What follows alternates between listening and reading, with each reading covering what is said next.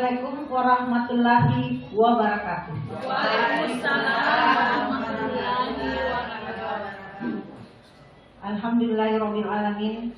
Puji syukur kita panjatkan kehadirat Allah Subhanahu wa taala karena hari ini kita masih diberikan kesempatan dan kesehatan untuk bersama-sama berkumpul di tempat yang sangat mubarak ini untuk mengikuti rangkaian kegiatan yang akan dilaksanakan oleh Ibu Sartiana selaku calon guru penggerak angkatan 8 Kabupaten Pangdam. Ibu Sartiana akan menyampaikan materi tentang penyebaran pemahaman budaya positif dalam rangkaiannya sebagai tugas aksi nyata, Bu ya. Sebagai tugas aksi nyata calon guru penggerak angkatan 8 Kabupaten Pangdam. Lengkapnya mari kita dengarkan materi yang akan dibawakan oleh Ibu Sartiana. Silakan, Bu. Terima kasih Ibu Sri Nirwana sebagai moderator. Bismillahirrahmanirrahim. Assalamualaikum warahmatullahi wabarakatuh. Waalaikumsalam warahmatullahi wabarakatuh. Saya mengucapkan terima kasih penghargaan yang sebesar-besarnya kepada Bapak dan Ibu atas berkenannya hadir memenuhi undangan kami dalam rangka kegiatan diseminasi atau penyebaran pemahaman kepada Bapak dan Ibu semua. Ya, jadi ini adalah salah satu rangkaian tugas saya sebagai calon guru penggerak yang harus berbagi informasi praktik baik kepada teman-teman Bapak dan Ibu rekan guru semua. Izin saya boleh berdiri. Baiklah Bapak dan Ibu, mengikuti kegiatan pendidikan calon guru penggerak merupakan sebuah kegiatan yang menurut saya luar biasa menguras tenaga, menguras pemikiran, tetapi pada dasarnya adalah memotivasi kita untuk bergerak. Ya, saya akan melakukan penyebaran pemahaman tentang budaya positif. Ya, tentang budaya positif. Nah, apa sebenarnya yang harus kita lakukan baik sebagai guru di sekolah ataupun peran-peran kita yang lainnya.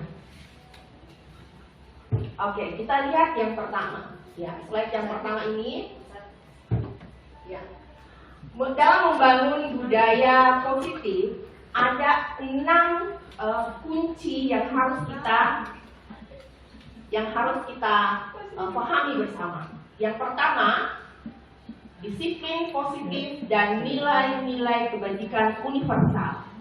Yang kedua, motivasi, hukuman dan penghargaan. Selanjutnya, keyakinan kelas, kebutuhan dasar manusia, 5 fungsi kontrol dan segitiga restitusi. Inilah yang akan coba saya share ke teman-teman semua, Bapak dan Ibu guru. Kita lihat yang pertama. Disiplin positif dan nilai kebajikan universal. Nah, kata disiplin ini sering sekali kita sampaikan, bahkan kita tanamkan. Kita terkadang menganggap bahwa saya ini sudah menerapkan disiplin terhadap murid saya. Nah, sekarang kita coba melihat apa sih sebenarnya disiplin. Jangan sampai kita salah persepsi tentang disiplin itu. Ya. Disiplin adalah cara kita mengontrol diri dan bagaimana menguasai diri untuk memilih tindakan yang mengacu pada nilai-nilai yang kita hargai, atau dengan kata lain, disiplin itu bisa diartikan sebagai bentuk tanggung jawab terhadap apa yang sudah kita lakukan. Itu disiplin. Ya. Jadi ketika kita sudah bertanggung jawab, murid bertanggung jawab terhadap apa yang dia lakukan, sebenarnya dia disiplin. Nah, nilai kebajikan universal, yang mana maksud nilai kebajikan? Nah, Nilai kebajikan di sini adalah ibaratnya sebuah payung besar dari sikap dan perilaku kita, atau nilai-nilai ini juga bisa diartikan sebagai fondasi kita dalam berperilaku. Nah, dalam keseharian kita biasa, atau saya tanya dulu ibu-ibu, kalau tadi disiplin sudah sering diaplikasikan, sering diterapkan terhadap peserta didik kita, murid-murid kita, kalau nilai kebajikan kira-kira yang seperti apa yang ibu pahami, atau contoh nilai kebajikan yang menjadi fondasi biasanya seperti apa? Mungkin ada bapak ibu yang bisa memberikan satu contoh nilai kebajikan yang biasa bapak ibu terapkan di kelas atau terhadap murid kita. Apa contohnya? Jujur. Misalnya, jujur, bilang jujur. Ya, apalagi yang lain? Tanggung jawab. Bertanggung jawab. Bertanggung jawab itu adalah nilai kebajikan yang biasa kita tanamkan terhadap murid-murid kita. Oke, bagaimana Bapak Ibu, bisa dilanjut? Oke. Nah, selanjutnya kita lihat ini motivasi. Motivasi, hukuman, dan penghargaan. Nah, Dan Gossen dalam bukunya yang berjudul Restructuring School Discipline mengatakan bahwa ada 3 motivasi yang biasa dilakukan oleh manusia. Ya, biasa kita melakukan sesuatu karena ada 3 yang memotivasi kita. Ya, bentuk motivasi yang pertama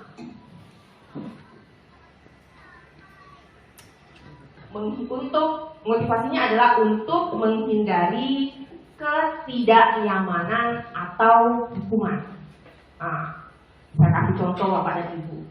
Si Amir ke sekolah karena motivasinya ke sekolah, dia mungkin kemarin pernah dihukum, sehingga hari ini dia ke sekolah agar besok dia tidak dihukum lagi. Ya, jadi dia melakukan sesuatu karena motivasinya untuk menghindari hukuman atau ketidaknyamanan.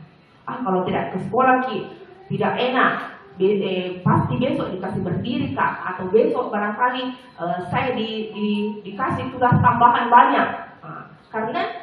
Karena itu dia datang ke sekolah. Yang kedua, motivasinya bisa karena untuk mendapatkan imbalan atau penghargaan dari orang lain. Ya, mungkin jangankan murid, kita saja barangkali. Ya, pernah nulis nggak ya? Motivasi yang ketiga untuk menjadi orang yang mereka inginkan dan menghargai diri sendiri dengan nilai-nilai yang mereka percaya. Ya.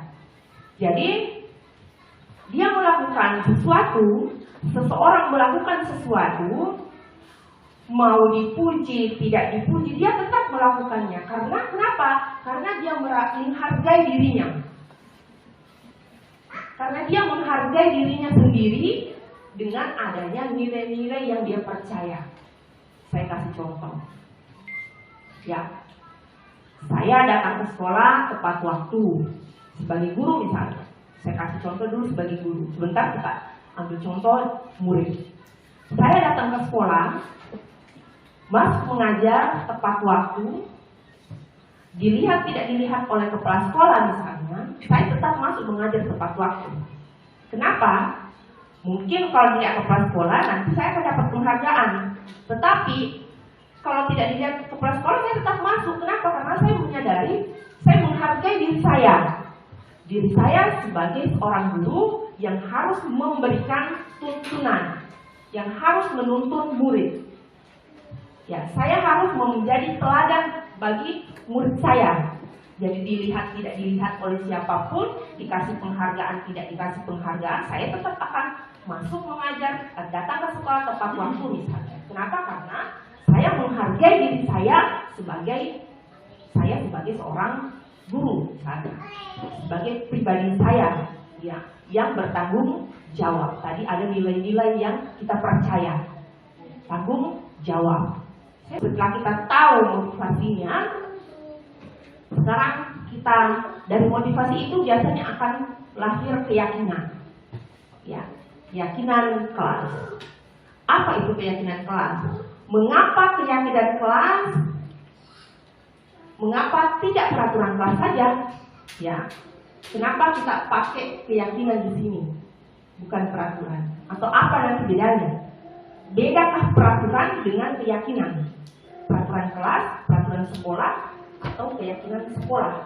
Nah, baik, keyakinan kelas sifatnya memotivasi dari dalam, atau biasa disebut dengan motivasi intrinsik. Ya, motivasi dari dalam sehingga akan lebih tergerak dan bersemangat untuk menjalankannya. Sementara peraturan, kalau peraturan itu biasanya kan sudah ada Bapak Ibu ya. Jadi ini siswa baru kita yang ada sekarang masuk ke sekolah ini langsung berhadapan dengan peraturan, karena peraturan itu memang sudah ada dibuat oleh sekolah, atau aturan itu memang sudah ada dari dulu, itu terus yang digunakan. Dan kemudian peraturan itu sudah ada sebelum murid ada, karena tidak ditentukan oleh sekolah, dan jika tidak dilakukan maka bersifat pelanggaran dan dikenakan poin. Biasanya kalau peraturan Bu ya, Bapak dan Ibu yang biasa di BK kan, biasa kalau ada yang melanggar aturan, kena apa? Ada poinnya Bu ya? Ada poinnya. Tidak ada istilah tawar-menawar. Jangan Bu, kurangi, kan itu kan sudah ada ketentuannya Bu ya? Berbeda dengan keyakinan kelas.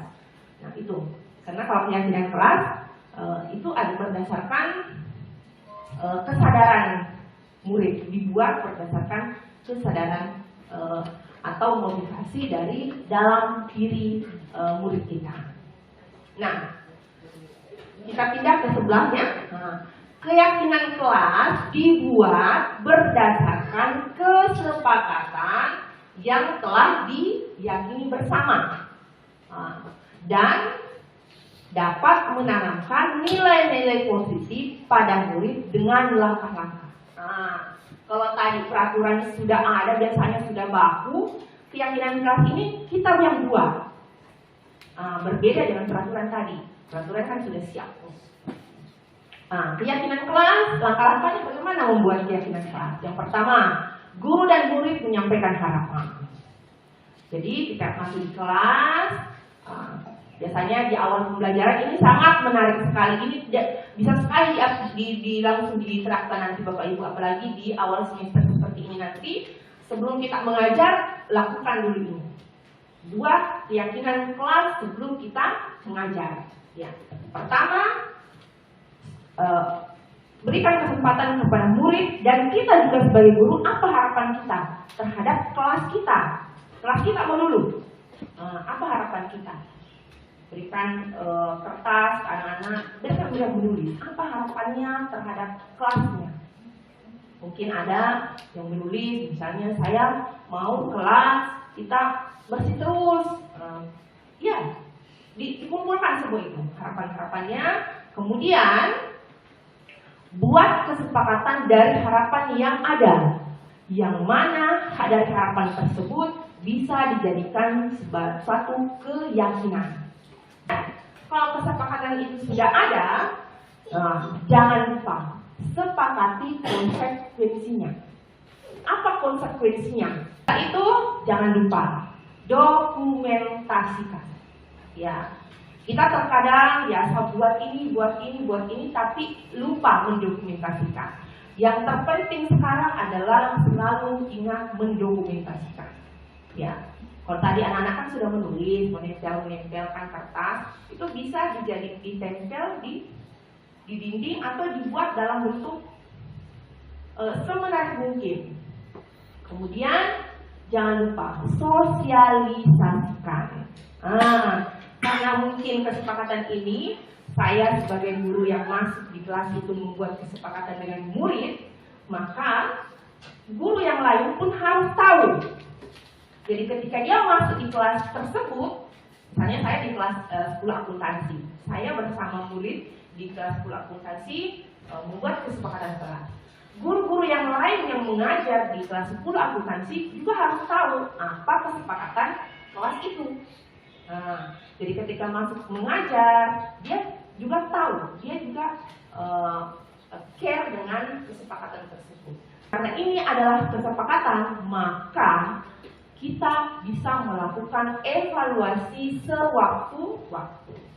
Ya, jadi jangan langsung masuk mengajar, tapi ini yang pertama yang harus kita lakukan. Bangun dulu keyakinan kelas, baru masuk ke tahap-tahap pembelajaran selanjutnya. Tadi kita sudah lihat keyakinan, sekarang kita lihat apa kebutuhan. Ya, ada namanya kebutuhan dasar manusia. Ya, manusia pada dasarnya memiliki kebutuhan. Ya, ketika kita mendapatkan apa yang kita inginkan, sebetulnya saat itu kita sedang memenuhi satu atau lebih dari satu kebutuhan dasar kita. Namun, ketika seseorang melakukan satu perbuatan yang bertentangan dengan nilai-nilai kebajikan atau melanggar peraturan, hal itu sebenarnya dikarenakan mereka gagal memenuhi kebutuhan dasarnya. Jadi kalau misalnya kita menemukan murid kita melakukan satu kesalahan atau melanggar peraturan, maka coba cek dulu. Jangan sampai ada kebutuhan dasarnya yang tidak terpenuhi. Bagi seorang guru, kurikulum merdeka sekarang itu pembelajaran itu harus menyenangkan. Kita harus menuntun murid, ya. Kita harus menuntun murid. Kenapa? Karena pada dasarnya murid-murid kita itu adalah bukan kertas kosong. Dalam filosofi pendidikan Ki Hajar Dewantara menyatakan bahwa murid itu bukan kertas kosong, tapi dia adalah kertas yang memang sudah ada memang tulisannya. Tinggal tugas kita adalah menuntun kodratnya. Inilah 5 kebutuhan dasar manusia atau murid kita, ya. Kalau kita berbicara murid, yang pertama, kebutuhan untuk bertahan hidup, survival, ya. Bertahan hidup. Semua murid akan membutuhkan ini, butuh untuk mempertahankan hidupnya. Ya, mungkin kita pernah menemukan ada murid mengambil makanannya temannya. Silakan Bapak Ibu yang mau makan, boleh. Apa? Silakan. Ya. Kenapa Bapak Ibu makan? Karena itu kebutuhan. Itu kebutuhan Bapak Ibu, kebutuhan kita. Kalau kita tidak punya makanan, biasa ada orang mengambil punyanya orang. Kenapa? Sebenarnya pelanggaran yang dilakukan itu mengambil makanannya orang, punya orang, karena dia ingin memenuhi kebutuhannya. Begitu, Ibu ya? Karena itu bertahan hidup. Jadi kalau ada anak ambil makanannya temannya, coba cek. Mungkin alasannya karena kebutuhannya tidak terpenuhi, sehingga dia ingin memenuhi kebutuhan dengan mengambil punya orang lain.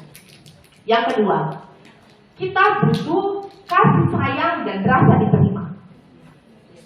Iya, kita butuh kasih sayang. Biasa ada anak kita temui berbuat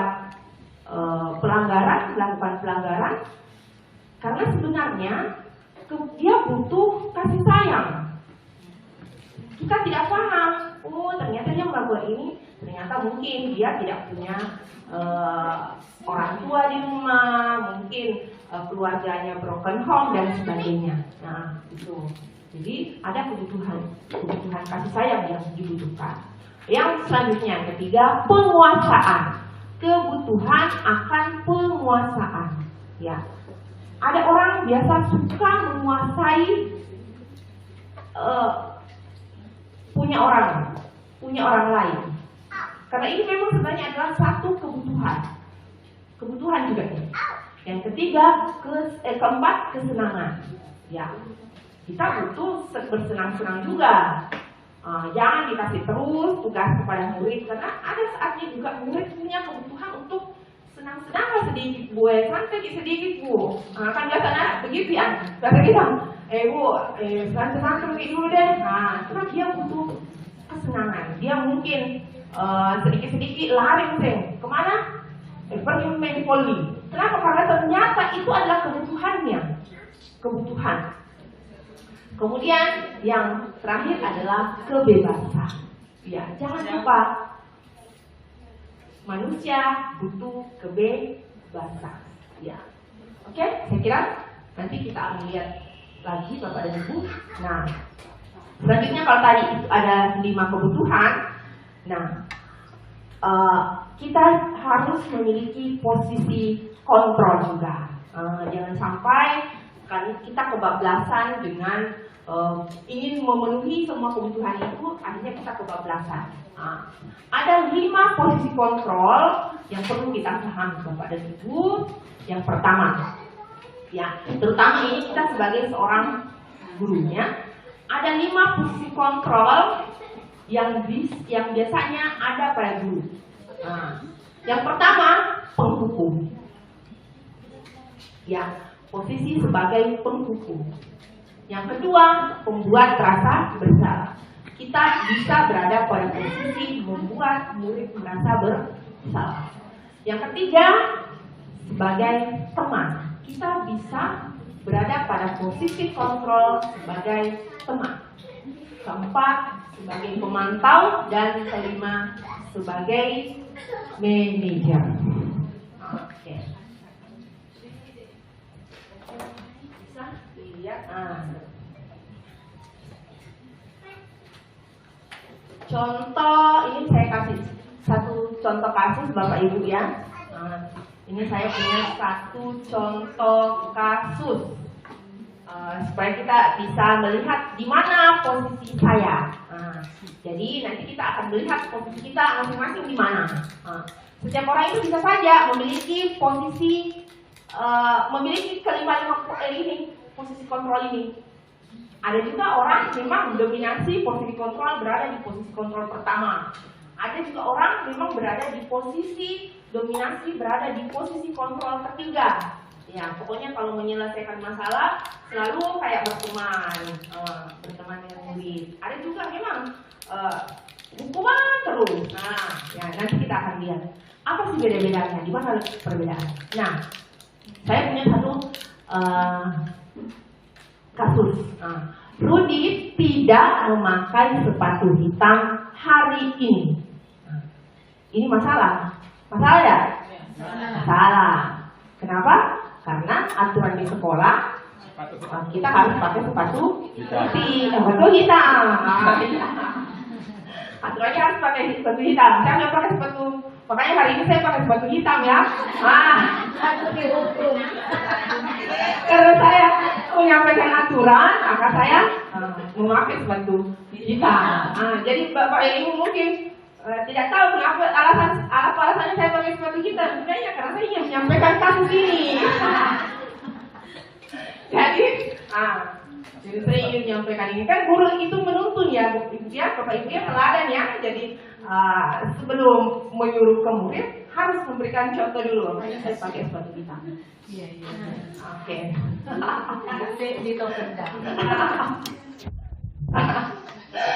Oke. Nah, sekarang kita lihat kolom pertama. Sekarang lepas sepatumu dulu. Dan kamu tidak boleh menggunakan sepatu hari ini selama 1 hari. Siapa kelakuan itu? Wah. Mari kita tepuk tangan.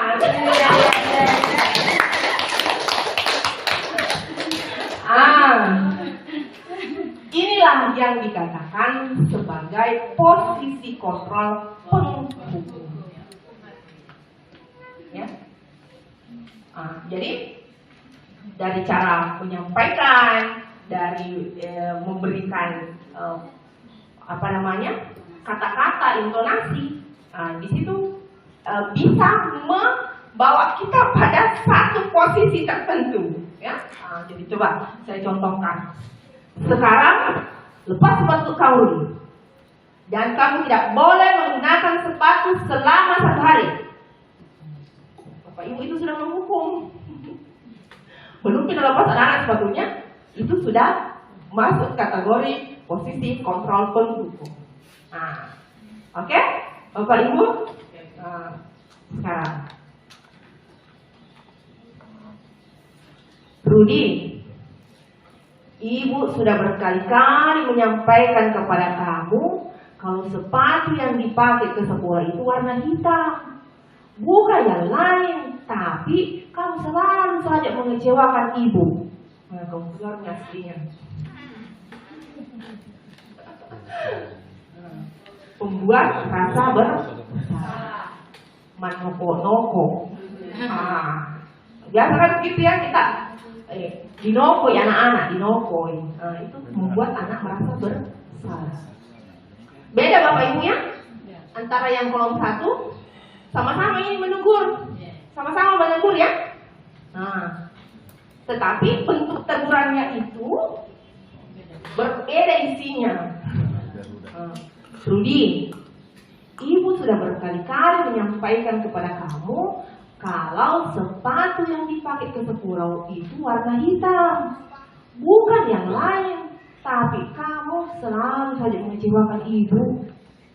Kalau kita katakan seperti itu kepada murid, maka murid akan merasa bersalah. Membuat rasa bersalah. Berarti kita berada di posisi ini ya. Bagaimana Bapak Ibu? Oke. Next book 3. Masih dengan kasusnya Rudi. Selanjutnya Rudi, ayo dong pakai sepatu warna hitam ya. Tolong bantu Ibu, ini demi kebaikan kita bersama. Dari intonasi dan kata-kata yang saya keluarkan ini memposisikan kita sebagai teman.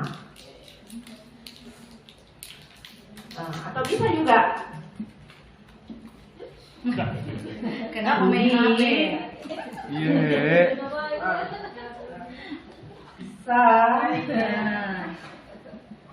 Ayo dong. Pakai sepatu warna hitam ya.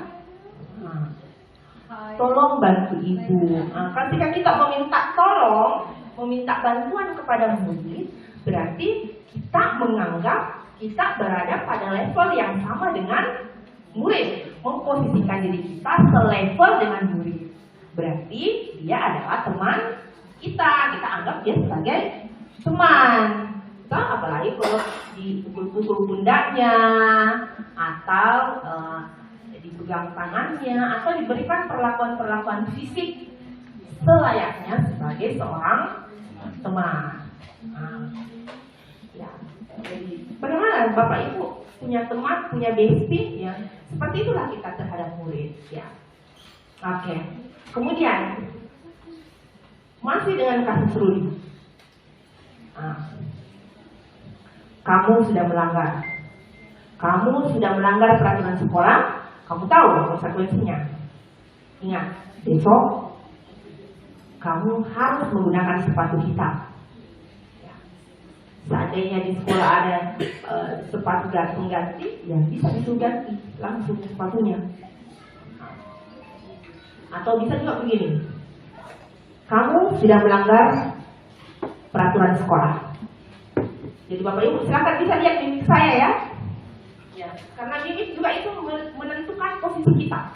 Nah, menentukan. Jadi guru itu memang kita harus pintar-pintar juga bermain peran, ya Bapak Ibu. Kamu sudah melanggar peraturan sekolah. Kamu tahu konsekuensinya apa? Ingat besok, kamu harus menggunakan sepatu yang warna hitam. Atau sekarang silakan ganti sepatunya. Nah, di sini saya memposisikan diri sebagai pemantau. Ya, jadi saya melihat di mana letak kesalahannya, kemudian memerintahkan untuk mengganti. Nah, berarti itu kita mengawasi kan, kita memantau murid. Memantau murid harus sudah mengganti sepatunya. Nah, terakhir masih dengan kasus Ruli. Apakah kamu tahu apa kesalahan apa?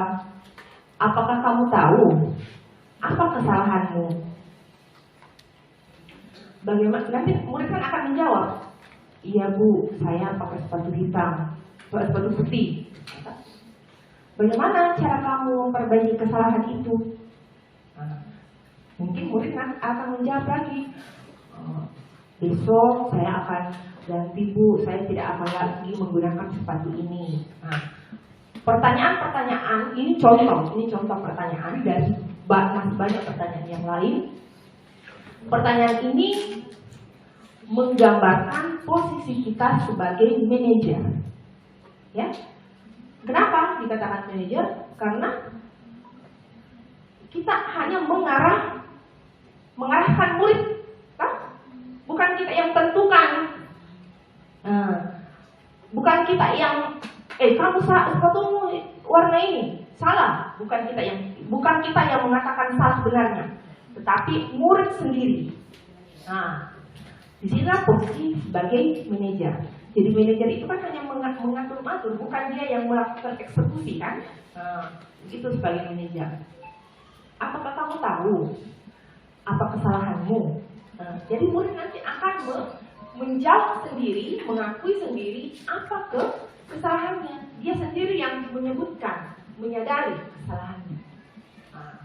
Setelah itu dia sendiri yang akan mencari solusi dari kesalahannya itu. Apa yang dia lakukan untuk memperbaiki kesalahannya. Dia sendiri yang memberikan solusi untuk dirinya. Nah, posisi ini adalah posisi manajer. Oke. Bagaimana Bapak dan Ibu? Silahkan Bapak dan Ibu bisa bertanya kepada dirinya, atau sudah terjawab, Bu, Bapak Ibu? Sudah. Nah, kita sekarang sudah tahu kita ini biasanya berada di posisi mana, ya? Nah, Ibu Lina? Kalau saya sebenarnya tidak hanya berada pada satu posisi kontrol. Saya tergantung pada kondisi siswa, kesalahan siswa, kemudian mengetahui masalah siswa sebenarnya. Bagaimana saya memposisikan saya sebagai posisi kontrol. Kadang saya sebagai manajer dengan memberikan mereka ini salah apa? Kamu salahnya di mana? Iya Bu, saya ini tidak begini. Oh, berarti mereka.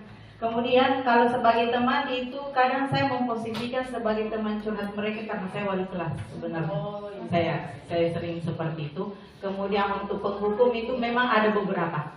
Dari sebagian besar hanya ada sebagian kecil yang saya memposisikan diri saya sebagai penghukum. Terima kasih Bu Lina. Aplaus buat Bu Lina. Ya. Saya kira kita semua pernah berada pada semua posisi ini. Saya kira ya, Bapak Ibu, semua posisi ini pernah kita perankan. Ya, oke. Tetapi yang paling ideal dari seluruh posisi ini adalah posisi manajer. Ya, posisi yang paling ideal adalah posisi manajer. sebisa mungkin kita meminimalisir atau bahkan tidak melakukan, tidak berada pada posisi-posisi kontrol yang di awal-awal tadi. Ya, kenapa? Karena ketika kita memberikan hukuman itu kan biasanya akan ada efek. Kita harus tahu apa efek ketika kita memberikan hukuman, apa efek ketika kita memberikan konsekuensi, apa efek ketika kita sebagai temannya murid. Kalau kita terlalu dekat murid, ya kan biasanya ada efeknya juga ya. Ada efeknya juga. Kemudian sebagai pemantau juga, itu biasanya menimbulkan pengaruh juga terhadap peserta murid kita, ya. Oke. Sementara kalau manajer, karena itu lahir dari dirinya sendiri, solusinya dari dia sendiri, maka biasanya dia akan lebih bertanggung jawab, ya, bertanggung jawab karena dia sendiri. Oke? Masuk lagi kita ke segitiga restitusi. Ini yang terakhir.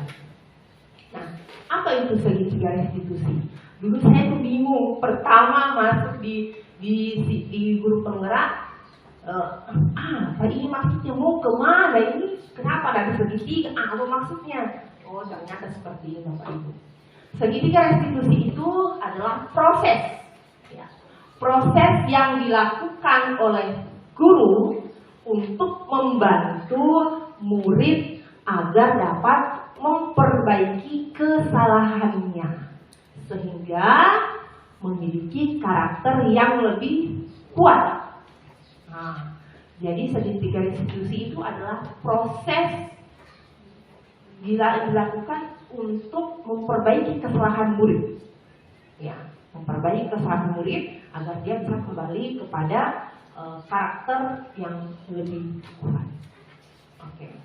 Dari sesuatu yang gagal ke posisi sukses, gitu ya. Oke. Nah, ini segitiganya Bapak Ibu. Nah, di situ ada 3 tahapan.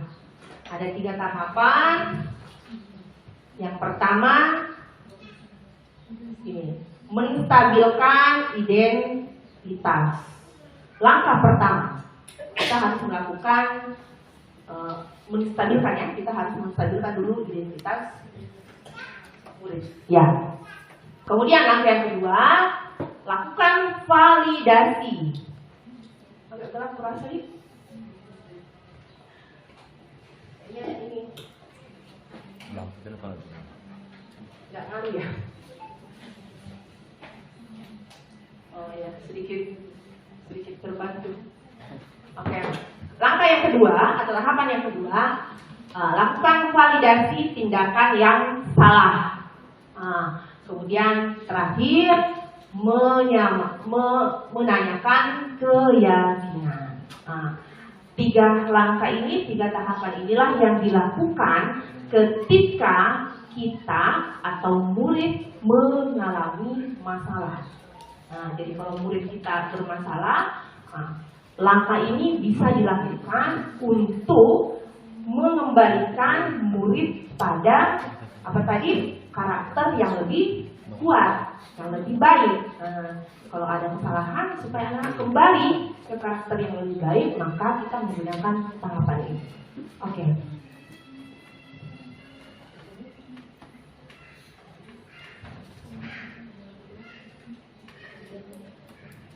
Oke.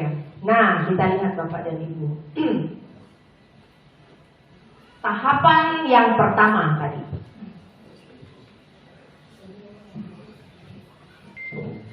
Izin saya minum sedikit.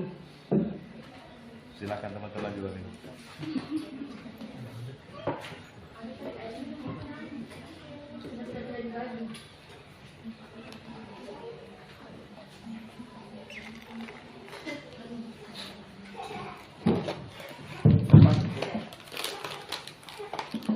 Tahapan yang pertama, menstabilkan identitas. Nah, coba kita lihat. Pada dasarnya, semua orang itu pernah melakukan kesalahan. Karena itu juga adalah proses pembelajaran. Ya. Nah, guru dapat membantu murid untuk merubah hal yang gagal karena telah berbuat salah menjadi orang yang sukses. Ya. Menstabilkan identitas di sini maksudnya ketika anak berbuat salah, melakukan kesalahan, maka jangan katakan itu fatal. Jangan kita kemudian menjadikan kesalahan murid itu sebagai sesuatu yang tidak ada nih, pokoknya salah. Nah, ingat, stabilkan identitas murid bahwa ya memang yang kamu lakukan itu salah, tapi tidak ada memang orang yang sempurna. Kan ini Bapak Ibu ya, tidak ada orang yang sempurna. Karena tidak ada orang yang sempurna, berarti kita mengingatkan kepada anak, kepada murid agar dia tidak semakin terpuruk. Jangan sudah jatuh tertimpa Tangga.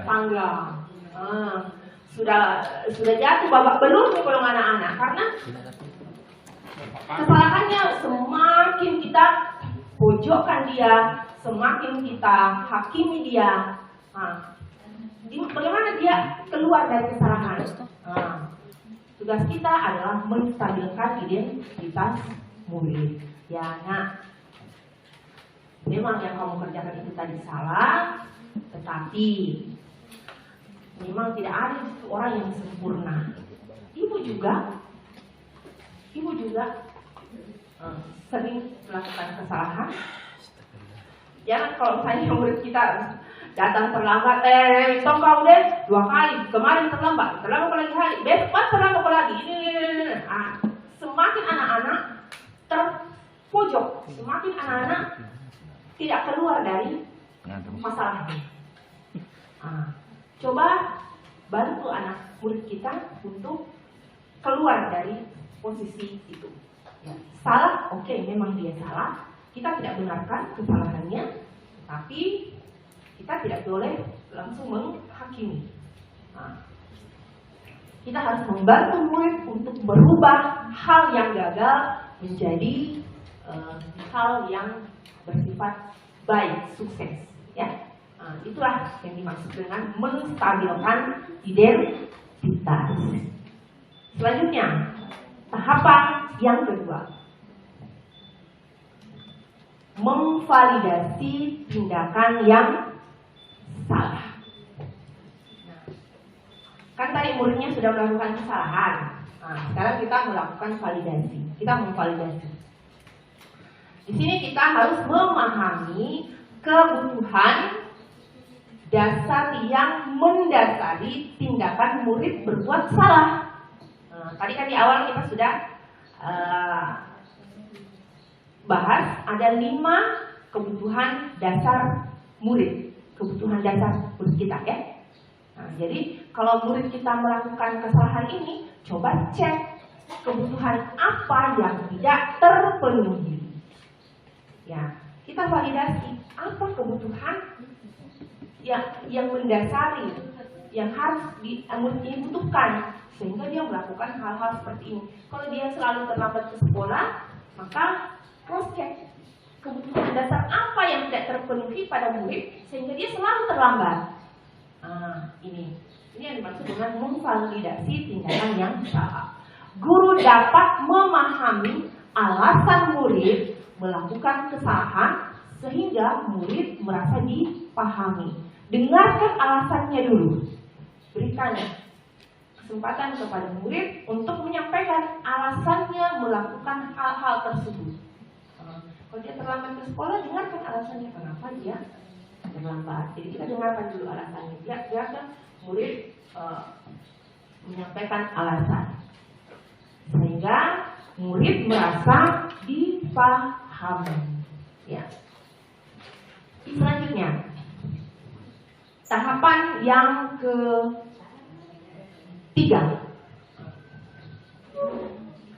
menanyakan keyakinan.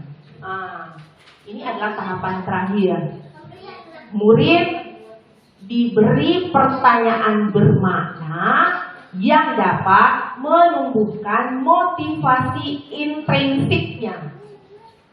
Kemudian, membangun keyakinan sebagai bentuk solusi atas penyelesaian masalah atau kesalahan yang telah dilakukan. Ya, jadi di sini kita menanyakan, memberikan pertanyaan ya. Kita kasih pertanyaan-pertanyaan bermakna yang dapat menumbuhkan motivasi intrinsiknya, motivasi dari dalam, menumbuhkan kesadarannya, ya, menumbuhkan kesadarannya. Kemudian membangun keyakinan sebagai bentuk solusi atas penyelesaian masalah.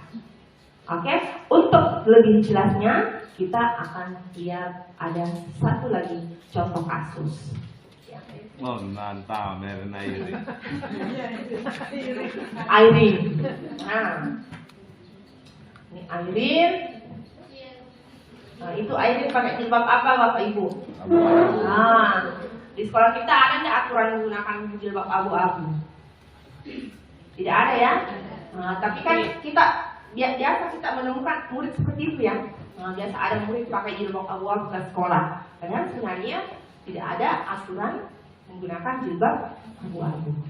Apakah langsung murid tersebut dihukum? Nah, karena ini adalah sebuah masalah, maka sebagai guru kita menyelesaikan masalahnya coba menggunakan segitiga restitusi tadi yang saya sampaikan. Nah, di sini Airin sudah 3 kali menggunakan jilbab abu-abu ke sekolah dengan alasan jilbab putihnya hanya 1 dan sudah kotor karena dipakai selama 2 hari. Senin, Selasa pakai jilbab putih. Rabu, Airin tidak mau nih pakai jilbab putih, jilbab abu mana pakai. Nah, biasa kan ada di dapat begitu Bapak Ibu ya. Nah, ini salah satu contoh kasus. Next. Ya. Coba kita menggunakan segitiga restitusi dalam menyelesaikan masalah. Pertama kita stabilkan identitas murid. Saya akan bertanya kepada Airin. Airin tahu kenapa ibu panggil Airin? Misalnya kan kita panggil dong. Jangan langsung, hei, kenapa mau pakai jilbab abu lagi hari? Nah, berarti kita sudah tidak menggunakan langkah restitusi seperti itu. Langkah restitusi yang pertama tadi adalah menstabilkan. Panggil murid yang melakukan kesalahan seperti tadi itu. Saya melakukan. Saya menerapkan segitiga restitusi menyelesaikan masalah Airin. Saya panggil Airin, kemudian saya tanya, Airin tahu kenapa ibu panggil? Nanti Airin akan pasti menjawab, toh? Murid nanti akan menjawab, iya bu, karena saya pasti langsung dia akan menjawab. Dia sebenarnya anak itu kalau sudah dipanggil seperti itu, dia sebenarnya akan terbuka. Tapi kalau kita, hei kau, dia akan menyembunyikan seolah-olah dia tidak memiliki kesalahan.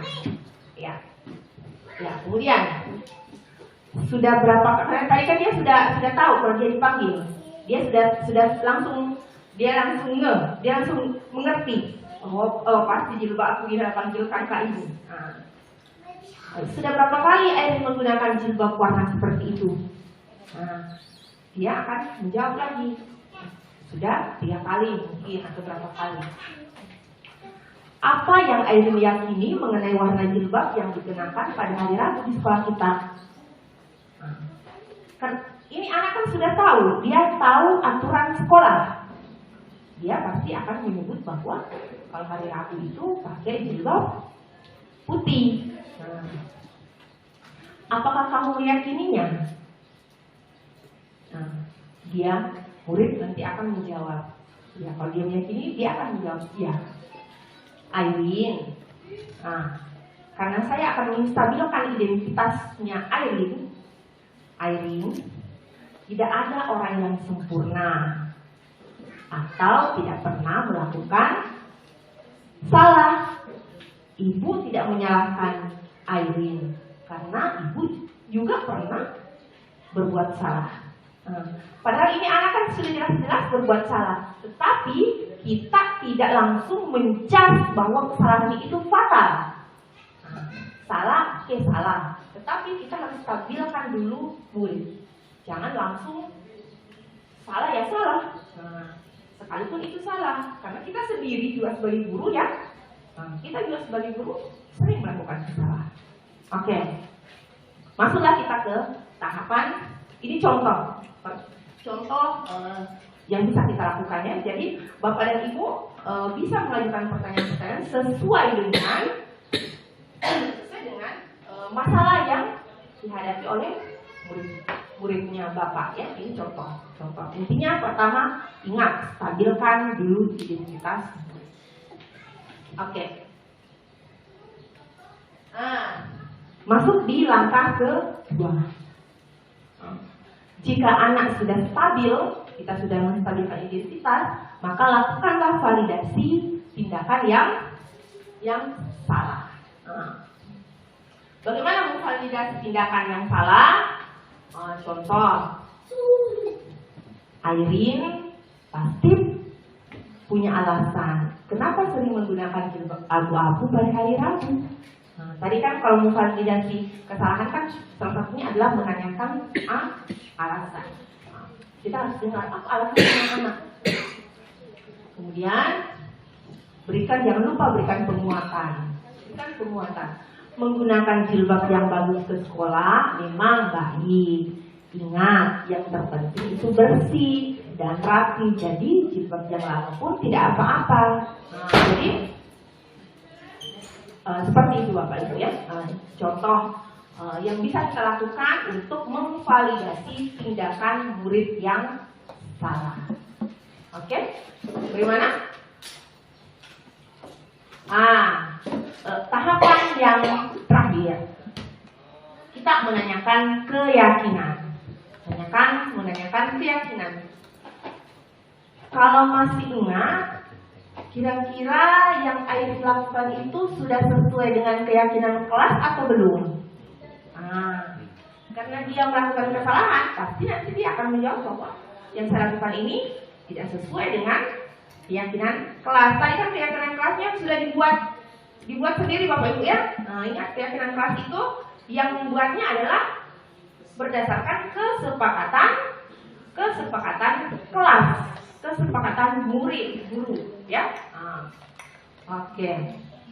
Selanjutnya, jika Airin meyakininya, apakah Airin bersedia memperbaiki kesalahan Airin itu? Nanti murid akan menjawab. Selanjutnya, lakukan penguatan, berikan penguatan.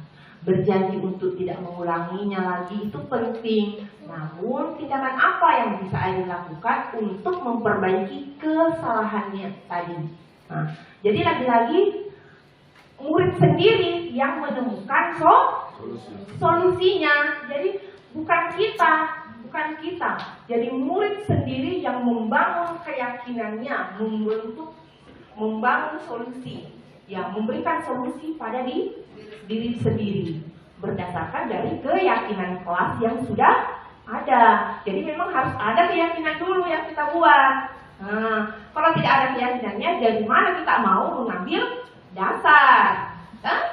Jadi ingat tadi yang saya sampaikan bahwa sebelum memulai pembelajaran, yang pertama Bapak Ibu lakukan di hari pertama nanti adalah membuat keyakinan kelas. Jangan lupakan, itu dulu yang pertama harus kita buat. Supaya kenapa? Semua step-step langkah-langkah yang pembelajaran yang bisa kita lakukan itu sudah ada yang membingkainya. Sudah ada nanti yang membingkai. Ketika murid melakukan hal seperti ini, ingat kembali ke keyakinan kelas itu sesuai keyakinan kelas atau tidak. Dan keyakinan kelas itu ingat dibuat oleh murid, konsekuensinya juga dibuat oleh murid, sehingga kita sebagai guru tidak berada pada posisi menghukum ketika ada kesalahan yang dilakukan oleh murid kita. Ya, oke. Tadi terakhir yang berjanji untuk tidak mengulanginya lagi, itu penting. Namun tindakan apa yang bisa dilakukan untuk memperbaiki kesalahan? Pasti dia akan menjawab sendiri solusi yang dia lakukan. Terakhir, jangan lupa memberikan apresiasi kepada murid. Ibu sangat senang sekali mendengarkan Airin. Ternyata Airin sudah menjalankan keyakinan kelas kita, ya. Harusnya saya tuliskan tadi di situ. Ingat, berikan apresiasi seperti itu kepada murid kita, ya. Karena tadi kan dia sudah memberi solusi, dia sudah punya solusi atas masalahnya, ya. Beri apresiasi kepada murid. Ibu senang sekali. Ternyata luar biasa. Terima kasih, Airin sudah bisa menjalankan keyakinan kelas kita. Keyakinan kelas kita. Jangan mengatakan keyakinan kelasmu. Karena keyakinan itu kan dibuat bersama. Jadi kita sama-sama bertanggung jawab, ya. Jadi sebisa mungkin kita membangun kedekatan terhadap murid, ya, Bapak dan Ibu. Terakhir,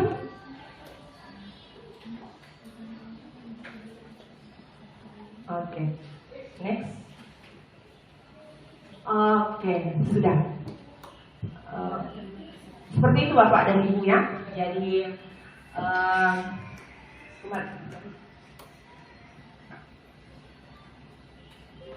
oke. Jadi seperti itu Bapak dan Ibu, ya. Budaya positif yang harus kita bangun di kelas dan selanjutnya menjadi keyakinan kelas, selanjutnya keyakinan kelas dan menjadi keyakinan sekolah. Ya, saya kira seperti itu Bapak dan Ibu. Mungkin ada yang ingin di-share, ingin ditanyakan, atau mungkin ada kasus dan sebagainya. Mungkin ada yang ingin bertanya, saya persilakan kepada Bapak dan Ibu guru. Mohon maaf kalau ada penyampaian yang kurang berkenan. Saya kembalikan ke moderator. Baiklah, terima kasih Ibu Sartiana.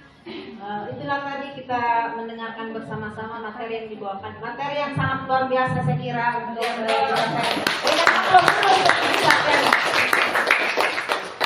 saya betul-betul puas dengan apa yang disampaikan beliau bahwa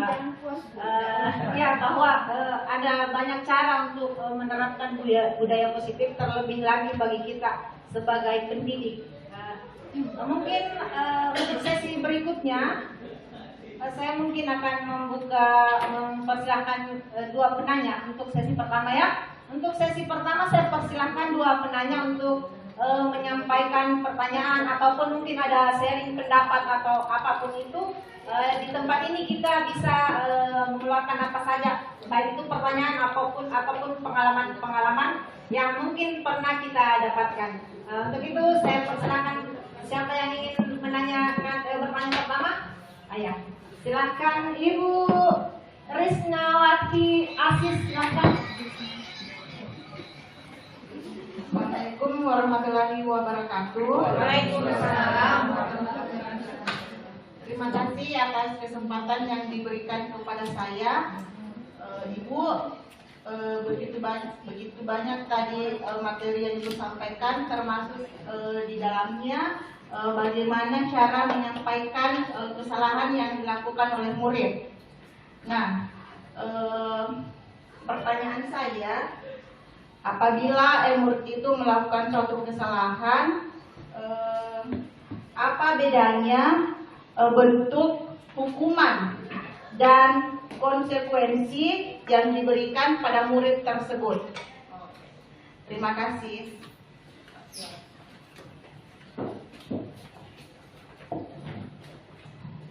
Mungkin kita lanjut ke pertanyaan kedua saja biar Ibu Sarti nanti sekalian menjawab. Yang pertanyaan kedua Ibu Isa, ya? Ya, silakan Ibu. Bismillahirrahmanirrahim. Terima kasih atas kesempatan yang diberikan kepada saya. Ada beberapa yang ingin, mungkin agak banyak Bu, lebih daripada satu. Ini terkait dengan yang mungkin menjadi pengalaman saya dan bisa menjadi kadang menjadi pemikiran saya, kira-kiranya mau diapain ya. Kadang cuma di pikiran, realisasinya kadang tidak sesuai dengan apa yang ada di pikiran. Yang jelas kita sebagai guru selalu mau memberikan yang terbaik untuk siswa kita. Yang pertama adalah terkadang di awal pembelajaran itu kadang saya memberikan awal pertemuan memberikan kesepakatan kelas, ya kesepakatan kelas, tentang kehadirannya dan sebagainya. Yang pasti di dalam kesepakatan itu ada punishment dan ada reward yang saya berikan. Tapi itu sudah menjadi kesepakatan. Baik itu kesalahan yang saya akan mendapatkan reward dan punishment jika saya melakukan kebaikan atau kesalahan, begitu juga untuk siswa. Tapi terkadang pada saat kesepakatan kelas, kalau untuk ujung-ujungnya yang menentukan kesepakatan itu adalah saya. Karena ini yang agak kurang dari anak-anak, bagaimana membuat anak-anak itu bisa berbicara, menyampaikan pendapat mereka itu kadang saya masih berpikir bagaimana ya cara membuat anak ini bisa mengeluarkan pendapatnya. Terkait juga adalah punishment. Apakah yang saya berikan berupa punishment ini sudah sesuai apa tidak? Kemudian yang kedua adalah terkait dengan posisi kontrol tadi. Posisi kontrol itu kan ada. Kadang saya memberikan paling banyak yang saya lakukan adalah sebagai manajer. Tapi manajer itu kadang-kadang bertanya terus hanya memberikan umpan kepada anak, nanti anak yang berpikir. Tapi kembali lagi itu siswa kadang susah untuk mengungkapkan idenya. Jadi kadang ada siswa yang saya dapati dia malas. Tapi kalau dia sudah malas, biasa ketemu sama saya tanyakan. Contohnya kayak siswanya Bu Lina Alif bilang, kadang kalau mau perbaikan, Alif, saya mau tanya deh, kira-kira kesalahanmu apa? Dia tahu kesalahannya, tetapi ketika saya mau pertanyakan, kira-kira bagaimana solusi, apa planningmu kira-kira supaya kamu itu bisa menjadi lebih baik? Itu lama banget baru dia mau menjawab. Bahkan kadang memberikan contoh, dia hanya diam dan membatu istilahnya. Jadi saya kayak ngomong sama tembok gitu, jadi gergetan juga.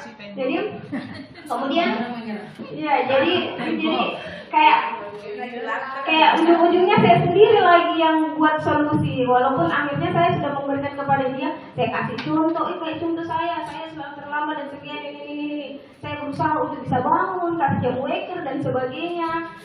Tapi anak ini tetap kayak bingung mengungkapkan bagaimana solusinya. Nah, yang ketiga adalah terkait tadi adalah restitusi tadi. Itu masih menyangkut tadi sama manajer restitusi. Yang paling sulit bagi saya adalah yang terakhir itu yang memberikan apresiasi. Nah, memberikan apresiasi ini mungkin pertama adalah dari segi basic saya mungkin tidak atau jarang untuk memberikan apresiasi. Lingkungan keluarga, lingkungan pertemanan, lingkungan saya itu jarang memberikan apresiasi kepada orang di sekitar saya. Ini bagaimana cara untuk membangun atau membangun diri kita untuk bisa memberikan apresiasi kepada seseorang, walaupun apa yang dia lakukan kepada kita itu tidak begitu tidak terlalu besar, tapi untuk ucap terima kasih aja itu kadang agak susah, atau menyatakan wow kamu hebat ya, itu kayak ego kita itu kayak gimana gitu ya. Itu mungkin dari saya. Terima kasih.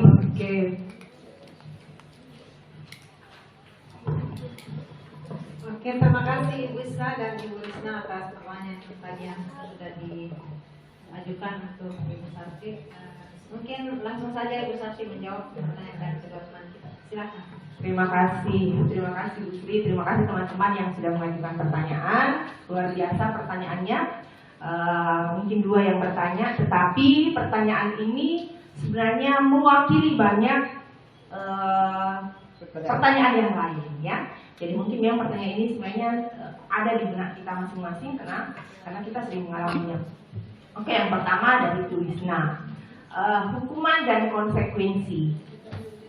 bedakah hukuman dan konsekuensi itu? Ya berbeda. Tadi saya menjelaskan ada namanya yang biasa kita temukan di sekolah itu kan ada keyakinan dan ada peraturan. Ya. Jadi kita kembali ke peraturan dan keyakinan.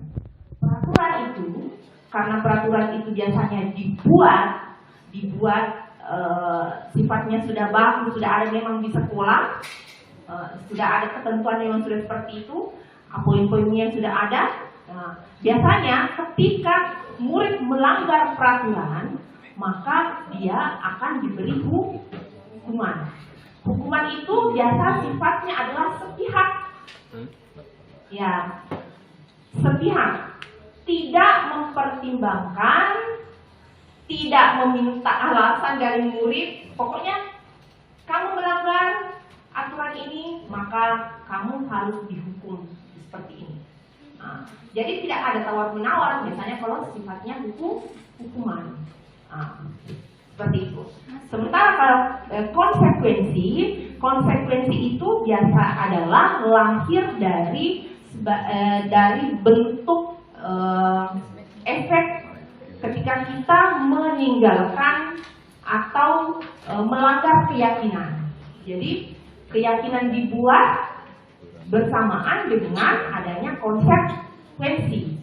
Jadi ada keyakinan bersama, kemudian ada konsekuensi yang harus diterima. Konsekuensi bedanya dengan peraturan. Kalau tadi peraturannya biasanya itu bersifat sepihak, konsekuensi itu biasanya dibuat atas kesepakatan kita. Jadi murid dengan guru, oh iya kalau kita tidak mengerjakan ini, kira-kira konsekuensinya apa? Kalau kita tidak buang sampah pada tempatnya, kelas kita menjadi kotor, konsekuensinya apa? Maka konsekuensinya kita harus sama-sama membersihkan kelas kita cepat supaya kembali menjadi bersih. Itu konsekuensi yang harus kita tanggung. Kalau misalnya si A datang ke sekolah terlambat, kesepakatan kelas kita datang belajar tepat waktu misalnya. Kita sudah bangun kesepakatan bersama di kelas bahwa kita akan memulai pembelajaran dengan tepat waktu agar kita sama-sama bisa berdisiplin misalnya.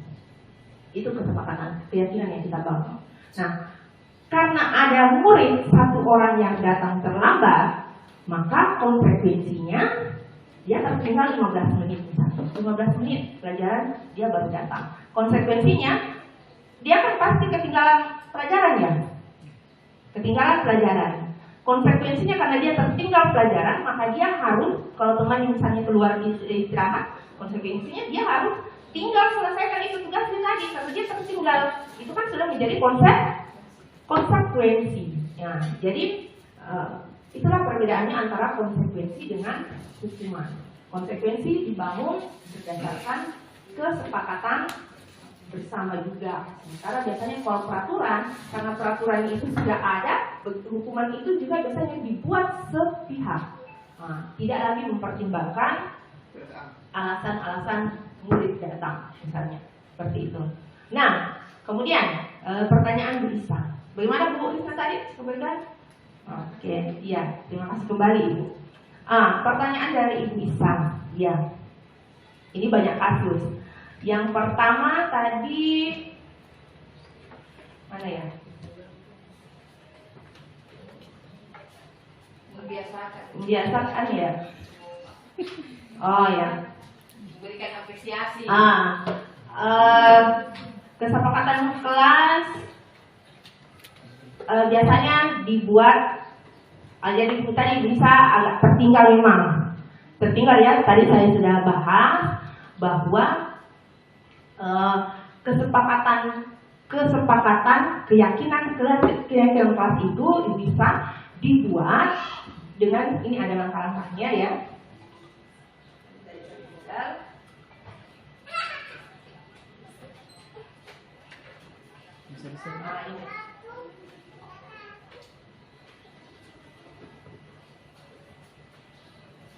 Ya, keyakinan kelas itu dibuat dengan langkah-langkah. Yang pertama Nah, guru dan murid pertama harus menyampaikan apa harapannya dulu. Ya, jadi tidak boleh langsung. Jadi ketika kita masuk di kelas, berikan dulu kesempatan kepada murid dan kita juga sebagai guru, apa harapan kita terhadap kelas kita ini? Apa yang menjadi harapan kita? Berikan kesempatan kepada murid untuk menuliskan harapan-harapannya. Nah, dari harapan-harapan itu nanti kita akan membuat kesepakatan. Karena misalnya dari 30 siswa mempunyai harapan-harapan, ada yang sama, ada yang berbeda. Coba kita rangkum semua harapan-harapan itu menjadi satu kesepakatan. Kesepakatan yang mana mau disepakati? Nah, kan? Yang mana mau disepakati? Setelah itu kita dokumentasikan. Jadi kita buat yang tidak hanya sekedar, oh dulu itu pernah itu bilang sama-sama bahwa tidak boleh begini, tidak. Harus terdokumentasikan dengan baik. Kalau perlu ditempel, kalau perlu bertanda tangan. Siapa yang menyepakati itu tanda tangan sebagai bentuk keabsahan dari yang kita sudah sepakati. Nah, kan kalau ada stempel kelas, tempel pakai stempel kelas, baru kita tempel, jadikan sebagai dokumen. Kemudian sosialisasikan. Setelah didokumentasikan, jangan lupa disosialisasikan. Kepada siapa? Mungkin kita yang membuat kesepakatan ini bersama murid, tapi guru-guru yang lain yang mengajar di kelas tersebut juga harus tahu apa keyakinan kelas tersebut. Begitu juga dengan murid-murid yang lain yang ada di kelas-kelas yang lain, supaya mereka tahu, oh iya tahu, akuntansi itu kalau begini, kelas akuntansi itu dia tidak mau begini karena itu sudah menjadi keyakinan kelasnya. Nah, yang terakhir, lakukan evaluasi. Jadi keyakinan kelas itu sewaktu-waktu bisa dievaluasi. Nah, beda tadi dengan peraturan. Kalau peraturan itu kan memang sudah bagus seperti itu. Keyakinan kelas itu karena kita yang buat, kita bisa bersama-sama mengevaluasi. Oh ternyata Bu, mungkin ada murid Bu, ternyata tidak efektif kalau begini. Nah, oke. Apa lagi yang lebih baiknya? Ya seperti itu. Jadi bukan guru yang menentukan. Guru tidak boleh mendominasi. Kapan? Kenapa tidak boleh guru yang mendominasi? Karena disinilah nanti murid, ketika kita yang mendominasi, maka rasa tanggung jawab murid itu akan merasa berkurang. Kalau dia sendiri yang menentukan keyakinannya, dia sendiri yang menentukan konsekuensinya, maka dia akan bertanggung jawab sendiri terhadap apa yang sudah dia buat. Jadi selama ini memang ada kesalahan persepsi, kekeliruan kita. Kita selalu ingin mendominasi, mengatur apa yang ada di kelas. Padahal ingat, murid harus merdeka. Kita harus memerdekakan murid. Tugas kita sebagai guru hanya menuntun murid, bukan kita yang memastikan keberadaan murid. Jadi kita ini ingat, murid kita, kalau kita kembali ke filosofi Ki Hajar Dewantara, murid itu bukan kertas kosong. Mereka itu memang sudah memiliki potensi, tinggal kita mengarahkan, kita bantu anak, kita tuntun murid, gitu. Jadi, tapi memang Bapak dan Ibu sebagai penuntun, memang kita harus sabar. Dan ini yang paling berat, termasuk saya. Saya juga orangnya selalu ingin, kalau saya kembalikan kepada diri saya ingin seperti kalau kita bertindak kepada diri kita, ya satu soal misalnya diberikan kepada siswa, masa kok tidak bisa kerja ini? Nah, bagi kita memang ini gampang. Kalau kita menjadikan diri kita sebagai tolak ukur, tapi ini kan murid. Ingat murid kita ini memiliki karakter yang berbeda-beda. Mereka punya potensi, tetapi setiap potensi anak itu juga berbeda. Nah, ini tugas sebagai guru memang tidak mudah. Jadi kalau kita memang tidak sabaran, ya seperti itu. Atau kita menjadikan diri kita sebagai tolak ukur, memang susah. kita yang sudah 4 tahun kuliah ditambah ikut pelatihan, ikut ini, kita bisa mengerjakan soal dalam waktu singkat seperti ini. Tapi murid, kita harus pelan-pelan. Kita tidak boleh memaksakan, ya. Tugas kita hanya menuntun, ya. Penguatan yang paling penting dalam kurikulum Merdeka ini adalah karakter. Bapak Ibu ingat karakter. Bagaimanapun karakter itu kita sudah menggunakan, kita paham bagaimana profil pelajar Pancasila. Karakter itu bagaimana dimensi profil Pancasila itu kita terapkan, ya. Yang seperti itu bisa. Jadi keyakinan kelas itu bukan guru, ya. Jadi jangan mengambil pas pertengahan jalan, kayaknya mandek, ambil alih saja. Saya saja yang ambil alih. Tetap kembalikan kepada murid. Karena sewaktu-waktu tadi yang terakhir kita bisa melakukan evaluasi.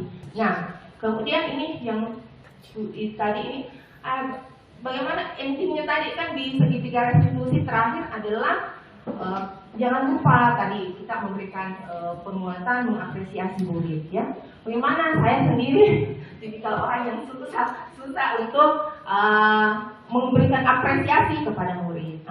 Bapak dan Ibu, kita sama-sama belajar, ya. Kita sama-sama belajar. Ada kata yang menyentil saya bahwa guru yang belajarlah yang layak untuk mengajar. Jadi guru itu ternyata tidak belajar sepanjang hayat. Kita itu harus belajar sepanjang hayat. Menjadi guru itu memang tidak gampang, tetapi tidak susah juga kalau kita mau belajar. Jadi,